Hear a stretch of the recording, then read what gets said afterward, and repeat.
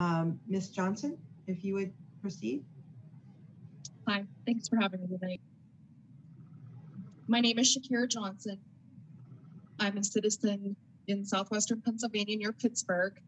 I live in a county called Washington County. One of the speakers earlier, Lois, mentioned that we have one of the highest fracked counties in southwestern Pennsylvania, maybe in Pennsylvania. This is just a little story though. On August 3rd, 2019, my dad walked me down the aisle so that I could marry the man of my dreams. My parents and family were ecstatic. My dad smiled all day with his gold tooth grin while wearing his signature sunglasses. My dad claimed it was the best wedding he had ever been to. My parents were happy and proud, which made me so happy and so proud. Little did we know, a dark cloud was coming our way very quickly. My dad had bought a farm over 30 years ago in 84, Pennsylvania in Washington County. My parents were retired and finally decided to design and build a house and build their dream home on the farm 8 years ago. At the same time, they were moving into their beautiful home. The Big Daddy Shaw gas well right across the road was being fracked for the second time. My dad didn't have any qualms at all with living in such a close proximity to this super pad. He took pride in it and watched everything they did at the well pad from his front porch.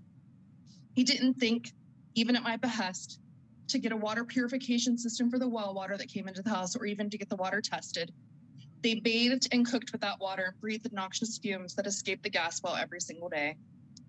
In September 2020, at 71 years old, my dad rode his bike 10 miles every day, took care of my mom as she had dementia and was diagnosed at an early age.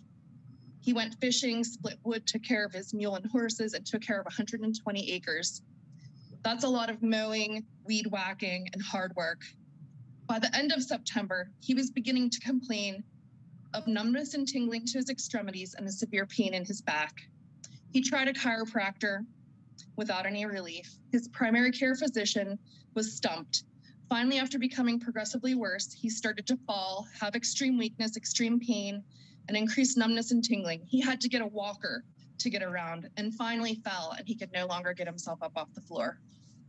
By the first week in January, his PCP finally ordered an EMG, a diagnostic test to study his nerve and muscle functions. We pushed him into that appointment in a wheelchair. The specialist, after assessing the EMG, immediately sent my dad to the emergency room. He spent nearly a week in the ICU.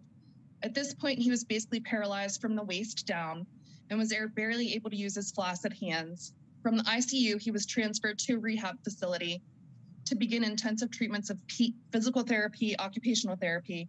They tried IV immunoglobulin treatments and plasmapheresis to try to regain his strength, independence, and mobility.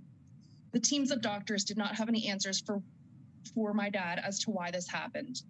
It was a mystery. He worked very hard every day to try to rehabilitate and regain his strength and independence to get home to my mom, who could not be left alone due to her dementia and could not process why my dad could not come home to her. After being in the rehab facility and back and forth to Allegheny General Hospital, from the second week in January through the second week in March 2020, we told the facility that they needed to discharge him as they were going to lock down COVID. My dad came home the second week in March 2020. He was struggling. He lost all of his muscle mass and he needed help to do everything. At least he was home with his dog and his wife. He continued to push himself with his therapy, but he told me the whole time that he did not feel better and that he felt like he was beating a dead horse. At this point, they had diagnosed him with CIDP, chronic inflammatory demyelinating polyneuropathy. You can go look that one up if you'd like. In June, my dad showed me a pretty large lump under his armpit, which was in close proximity to a port that they used to do plasmapheresis treatments. The PCP treated him with an antibiotic, did an ultrasound and a biopsy on this area. And my dad informed us that this lump was there for over a year. This is when we got the news that my dad had a very rare salivary gland cancer in his armpit.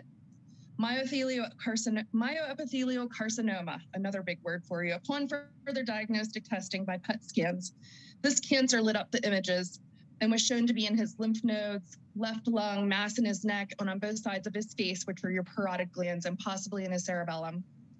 Myoepithelial carcinoma is a rare and very aggressive cancer, and there are not any standards for treatment or guidelines as to what to expect when treating this cancer. This cancer evaded normal blood work and tests, and the teams of doctors never had any idea that they were dealing with a man with cancer that was invading his whole body. My dad endured months of agony from the neurological issues before he was finally diagnosed with this mysterious cancer.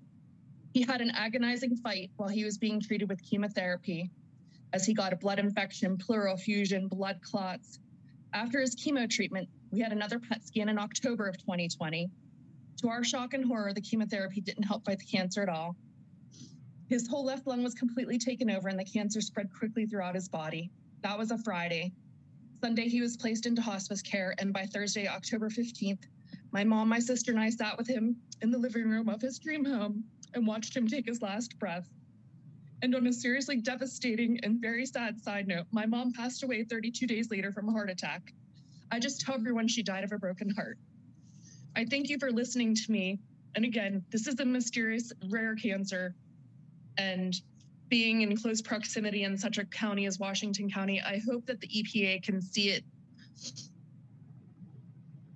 in their powers to try to decrease methane gases and try to have better structure for the fracking of this area. Thank you.